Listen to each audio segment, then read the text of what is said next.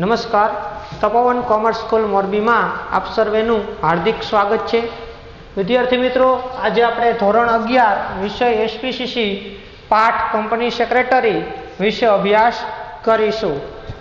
તો કંપની આપણે ગયા લેક્ચરની અંદર કંપની સેક્રેટરીના ગુણો વિશે અભ્યાસ કરેલો હતો। હવે નવો પ્રશ્ન છે કંપની સેક્રેટરીની લાયકાતો। ગુણો જોઈ ગયા હતા, હવે આપણે એની લાયકાતો જોઈશું। તો એમાં એમની પહેલી લાયકાત છે શૈક્ષણિક લાયકાત। તો વિદ્યાર્થી મિત્રો, કંપની સેક્રેટરી માટે CS નો કોર્સ કરવાનો આવે છે। તો CS નું ફૂલ ફોર્મ થાય કંપની સેક્રેટરી।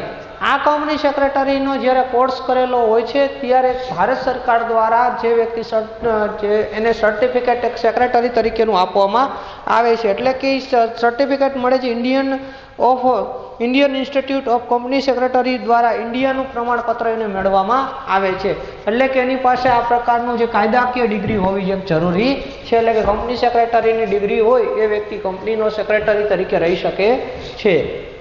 બીજું છે હિસાબી વ્યવસ્થાનું જ્ઞાન।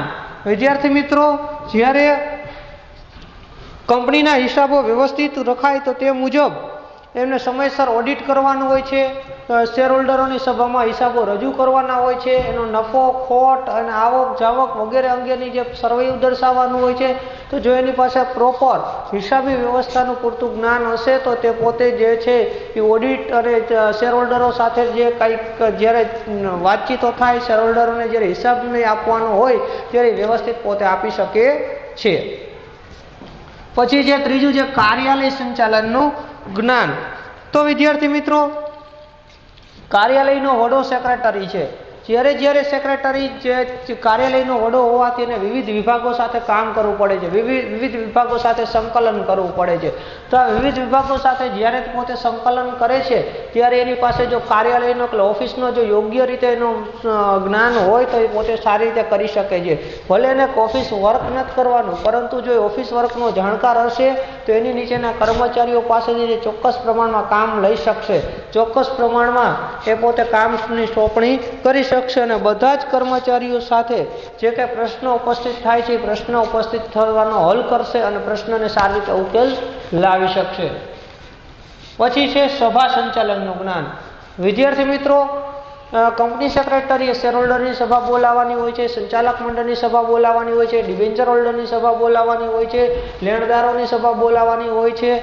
તો આવી વિવિધ પ્રકારની સભાઓ બોલાવવાની હોય છે। તો આ સભાઓ બોલાવતી વખતે એને વિવિધ પ્રકારનું સભાકીય જ્ઞાન હોવું જોઈએ। જેમ કે સભા અંગેની નોટિસ મોકલવી, કાર્યસૂચિ તૈયાર કરવી, એજન્ડા તૈયાર કરવો, પ્રોક્સીની નિમણૂક કરવી, મિનિટ્સ કરવી, એટલે કે એ બધી વસ્તુઓ એની અંદર એને જ્ઞાન હોવું જોઈએ કે સભા કેવી રીતે હાઉ ટુ એટેન્ડ મિટિંગ, કેવી રીતે એને મિટિંગને અટેન્ડ કરાવી, એ બધી વસ્તુનું જ્ઞાન હોવું જોઈએ। એટલે કે સભા અંગેનું જ્ઞાન હોવું જોઈએ કે કેવી રીતે સભાને અટેન્ડ કરાવીને લોકો મેક્સિમમ કેમ સભામાં ભાગ લે અને આપણે સભા દ્વારા લોકો સુધી શું મેસેજ પહોંચાડી શકીએ। એટલે કે સભાનું પ્રોપર જ્ઞાન હોવું જરૂરી છે।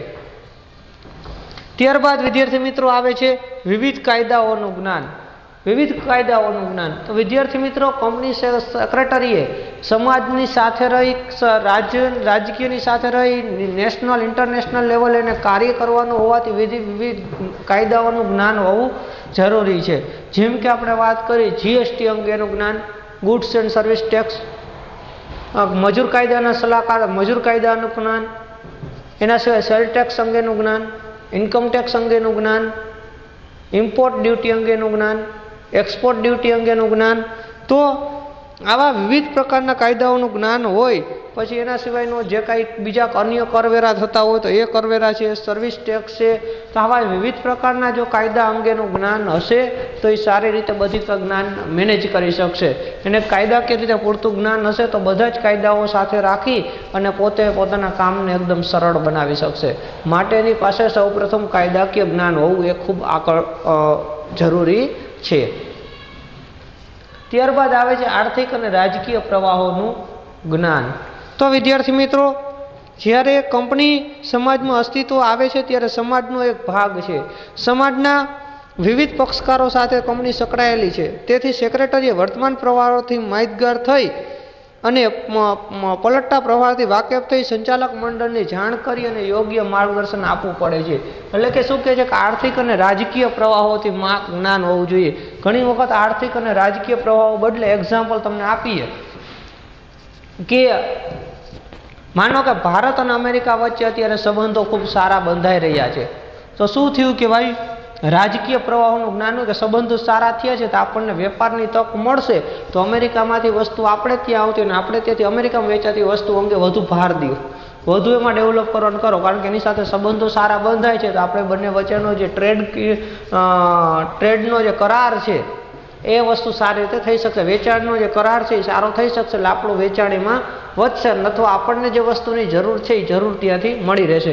બીજી વાત કરીએ કે એમ એક્ઝામ્પલ બીજું આપીએ કે આપણે કોઈ દેશો માનો કે અત્યારે ચીન સાથે આપણે તણાવભરી પરિસ્થિતિ છે, તો આવી પરિસ્થિતિમાં આપણે જો ચીન સાથે કોઈ વાટાઘાટો ચાલતી હોય, ચીન સાથેના કોઈ વ્યવહારો હોય તો અત્યારે આપણે એમાં બ્રેક લગાવી દઈએ, કારણ કે ભવિષ્યમાં જો તણાવ વધુ તંગદિલી ભર્યા સંબંધો થાય તો શું થાય કે ધંધાને અસર થાય. તો એ શું થયું કે રાજકીય પ્રવાહોનું જ્ઞાન થયું કહેવાય કે એ પણ સાથે ખ્યાલ હોવો જોઈએ કે કેની સાથે અત્યારે કેવો પ્રવાહ સારો છે, અત્યારે કેની સાથે રહેવાથી કયો પ્રવાહ જે છે એ સારો થઈ શકે છે, તો એ રાજકીય પ્રવાહોનું જ્ઞાન હોવું જોઈએ. પછી છે સાંપ્રત સમસ્યાઓનું સમાધાન, કે હાલમાં સાંપ્રત સમસ્યાઓનું જ્ઞાન. વિદ્યાર્થી મિત્રો, તે સાંપ્રત એટલે હાલની સમસ્યાનું જ્ઞાન. આ બે મુદ્દા એક જેવા લાગતા એક પ્રકારનું જ આવશે એમાં કે સાંપ્રત સમયમાં અત્યારે શું સમસ્યા છે એનું જ્ઞાન હોવું જોઈએ. દાખલા તરીકે વાત કરીએ કે સાંપ્રત સમયમાં અત્યારે કોરોનાની પરિસ્થિતિ છે, તો કોરોનાની પરિસ્થિતિ જે છે એ આપણા એક દેશમાં નથી, વિશ્વના તમામ દેશોમાં છે, પણ આપણે બધા દેશો સાથે કામ કરીએ છીએ તો એ દેશોની સાથે સાથે આપણે એ પણ વિચારવું જોઈએ કે કયા દેશમાં અત્યારે કોરોના વધુ ભયંકર છે, તો એ દેશમાં આપણો અત્યારે નિકાસ ઓછું થાય છે, તો આપણે શું કરવું પડે, તો કે આપણે કોઈ અન્ય દેશો સાથે આપણે કરાર કરીએ કે જેથી કરી અને આપણને વધુ સારી રીતે એમાંથી એની સાથે તો કામ ધંધો કરવા માટેની છૂટ મળે, ધંધો સારી રીતે કરી શકાય છે. તો એ શું થયું કહેવાય એક પ્રકારનું સાંપ્રત સમસ્યાનું જ્ઞાન થયું કહેવાય. સમસ્યા ઘણી વખત હોય છે એનું એને જ્ઞાન હોવું જોઈએ. બીજી વસ્તુ વાત કરીએ કે ચીન સાથેના અત્યારે તણાવભર્યા સંબંધો છે તે સાંપ્રત સમયનું જ્ઞાન થયું કહેવાય. આપણને ભારતમાં રહેતા હોય જો આપણે ચીન સાથે તણાવભર્યા સંબંધો છે અને એવું ન સાંભળીએ કે ન એવું સમજીએ અથવા તો ન એનું જ્ઞાન મેળવીએ તો ભવિષ્યમાં કંપનીની સાથે માનો કે કોઈ કારણસર કોઈ ડીલ કરી નાખે અને જો પરિસ્થિતિ વધુ તબદીલ થાય તો કંપનીને એ ખોટ આવે. તો એ સાંપ્રત સમસ્યાનું જ્ઞાન થયું કહેવાય. કે બીજી વસ્તુ વાત કરીએ આપણે કે સાંપ્રત સમયમાં ચીન સાથે અત્યારે જે તંગદિલી જેવું છે વાતાવરણ, તો અહીંયાથી આપણને કોઈ રો મટીરિયલ આવે છે. હવે આપણને ખ્યાલ છે જો વધુ પરિસ્થિતિ વિપરીત થશે તો આપણને ત્યાંથી રો મટીરિયલ આવવાનું બંધ થઈ જશે, તો આપણે અત્યારે શું કરવું પડશે, તો કે આપણે અન્ય જગ્યાનો સોર્સ ગોતવો પડશે કે આ મટીરિયલ આના દેશ સિવાય બીજા કયા એવા દેશમાંથી મળે છે જે દેશો સાથે આપણા સંબંધો સારા હોય. તો આ સાંપ્રત સમયનું જ્ઞાન છે. આ માર્ગદર્શન સેક્રેટરી મેળવી સંચાલકને આપે છે અને કંપનીને સારા હોદ્દા ઉપર લઈ જાય છે. ત્યારબાદ અંગ્રેજી ભાષા ઉપર પ્રભુત્વ અને અન્ય ભાષાઓનું જ્ઞાન. વિદ્યાર્થી મિત્રો, કંપનીએ સંપૂર્ણ વ્યવહાર અંગ્રેજી ભાષામાં કરવાનો હોય છે, કારણ કે આપણી જે ગુજરાતી ભાષા છે એ માત્ર ગુજરાત પૂરતી મર્યાદિત છે, પણ કંપની જે છે આખા ભારતમાં તો ફેલાયેલી હોય પણ ભારત સિવાય અન્ય દેશો સાથે પણ પોતે કામ કરતી હોય છે. તો અન્ય દેશો સાથે અંગ્રેજીમાં કાં ત્યાંની તેની ભાષા ઉપર વાતચીતો કરવાની હોય છે, પત્ર વ્યવહારો કરવાના હોય છે, મિટિંગો અટેન્ડ કરવાની હોય છે. તો આવી પરિસ્થિતિમાં અંગ્રેજી ભાષા ઉપર પહેલું તો પ્રભુત્વ જરૂરી છે, પણ સાથે સાથે અન્ય ભાષાઓનું પણ થોડું ઘણું જ્ઞાન હોય તો એ દેશો બીજા દેશો સાથે સરળતાથી સંપર્કમાં રહી શકાય છે. એટલે કે અંગ્રેજી ભાષા તો ખાસ જરૂરી જ છે, પણ એની સાથે સાથે અન્ય ભાષાઓનું જ્ઞાન પણ ખાસ જરૂરી છે, કારણ કે અંગ્રેજી ભાષામાં તો પત્ર વ્યવહાર થાય જ છે, પણ અન્ય ભાષાઓમાં સાથે થોડું ઘણું જો માહિતગાર હોય તો અન્ય ભાષાઓ દ્વારા આપણે બીજા સાથે સરળતાથી સંપર્કમાં રહી શકીએ છીએ. પછી છે જનસંપર્કનું જ્ઞાન. વિદ્યાર્થી મિત્રો, જનસંપર્ક સેક્રેટરી સતત જનસંપર્કમાં રહેવો જોઈએ. લોકો સાથે સંપર્કમાં, લોકો સાથે કેમ કનેક્ટિવિટી કરવી, લોકો સાથે કેમ હળવું મળવું, લોકો સાથે કેમ વાતચીતો કરે, એટલે મતલબ કહેવાનો મતલબ કે સામાન્ય માણસના લોકો વચ્ચે રહી અને જો સેક્રેટરી કામ કરે તો એના દ્વારા જનસંપર્ક કેળવી શકાય. જનસંપર્ક દ્વારા કેળવીએ અને લોકોનો લોકમત લઈ અને કંપનીની પ્રતિષ્ઠા કંપનીની જે આબરૂ અથવા તો કંપનીની લોકચાહના વધારી શકાય છે. માટે જનસંપર્કનું જ્ઞાન હોવું જોઈએ. માત્ર કંપની પૂરતું જ મર્યાદિત નહીં, પણ લોકોમાં પણ એને જનસંપર્ક તરીકે કામગીરી હોવી જોઈએ. એક્ઝામ્પલ વાત કરી, આપણા દેશના નેતાઓ અત્યારે જે છે, આપણા દેશના જે મંત્રીઓ છે કે જે કાંઈ નેતાઓ છે, એ લોકો પોતે પોતાનું કાર્ય તો કરે છે, પણ કાર્યની સાથે સાથે સમયાંતરે સભા બોલાવે, સમયાંતરે પોતાનું નિવેદન દે, સમયાંતરે મીડિયા સમક્ષ વાતચીત કરે. તેના દ્વારા શું થાય? જનસંપર્કમાં રહ્યા કહેવાય. જો માત્ર પોતાનું ખાલી કામ જ કરે અને જનસંપર્કમાં ન રહીએ તો લોકોને એના કામ અંગેનું જ્ઞાન થાય નહીં. તો એવી રીતે કંપનીના સેક્રેટરીએ પણ જનસંપર્કમાં રહેવાનું અને સાથે સાથે એનું કામગીરી પણ કરવાની. ત્યારબાદ પછીનો મુદ્દો છે કમ્પ્યુટર્સ અને અન્ય ઇલેક્ટ્રોનિક સાધનોનું જ્ઞાન. વિદ્યાર્થી મિત્રો, આજના ટેકનોલોજીના યુગમાં સેક્રેટરી પાસે તો કોમ્પ્યુટરનું જ્ઞાન અને અન્ય ટેકનોલોજીનું જ્ઞાન હોવું જરૂરી છે. કોમ્પ્યુટરના જ્ઞાન દ્વારા એ પોતે માહિતીઓ મેળવી શકે છે. અને બીજી વસ્તુ, ભલે આપણે એમ નથી કહેતા કે કોમ્પ્યુટરનું જ્ઞાન એટલે જે છે એ એકદમ બહુ આવડવું જોઈએ કોમ્પ્યુટર, એવું નહીં, પણ એ સામાન્ય રીતે પોતે રોજબરોજનું કાર્ય કરી શકે તેવું કોમ્પ્યુટરનું જ્ઞાન હોવું જોઈએ. અન્ય ઇલેક્ટ્રોનિક ઉપકરણનું જ્ઞાન, જેમ કે આજકાલ બધા કેમેરા છે, બધા વાઈફાઈવાળા કેમેરા આવી ગયા છે કે જે કેમેરા તમે ત્યાં નાખેલા હોય તો તમે તમારા મોબાઈલમાં પણ એને ઓપરેટ કરી શકો છો. તો આ બધી ઓપરેટિંગ સિસ્ટમનું જો તમને જ્ઞાન હોય તો તમે તમારા કર્મચારીઓ ઉપર પણ અંકુશ મેળવી શકો અને ત્યારબાદ તમે ત્યાં દેખરેખ પણ ગમે ત્યાં બેઠા હોય તમે ત્યાંથી દેખરેખ પણ રાખી શકો છો. એટલે કે એના દ્વારા શું થયું કે તમે એ દ્વારા તમે તમારી એક આગવી પ્રતિષ્ઠા, આગવી છાપ, આગવી પ્રતિભા તમે ઉત્પન્ન કરી શકો છો. એટલે કોમ્પ્યુટર્સ અને ઇલેક્ટ્રોનિક સાધનોનું પણ જ્ઞાન અતિ આવશ્યક છે.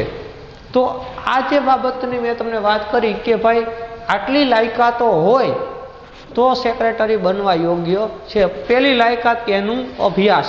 જો મેનેજિંગ ડાયરેક્ટર, મેનેજર બનવા માટે કોઈ એવું નથી કે આ પ્રમાણપત્ર, આ ડિગ્રી જોઈએ, આટલો અભ્યાસ જોઈએ, બરાબર. પણ કંપની સેક્રેટરી બનવા માટે CS નો કોર્સ કરેલો કમ્પલસરી હોવો જોઈએ. અને એ ઇન્ડિયન ઇન્સ્ટિટ્યૂટ દ્વારા, જે ભારત સરકાર દ્વારા એમને ઇન્ડિયાનું પ્રમાણપત્ર આપવામાં આવે કે આ વ્યક્તિ સર્ટિફિકેટ મેળવવાને લાયક છે, સેક્રેટરી બનવા માટે લાયક છે. તો એવી રીતે આ રીતે આ બધા આટલી બધી બાબતોનું જોઈને લાયકાત હોય તો જ આનું કહી શકાય કે એ પોતે સેક્રેટરી બનવા યોગ્ય છે. તો આજે આપણે આની ગઈકાલે આપણે એના ગુણો બીજા લેક્ચરમાં જોઈએ. આ લેક્ચરમાં આપણે લાયકાતો જોઈ, આ રીતેના ગુણો અને લાયકાતો પૂરા થાય છે. અસ્તો.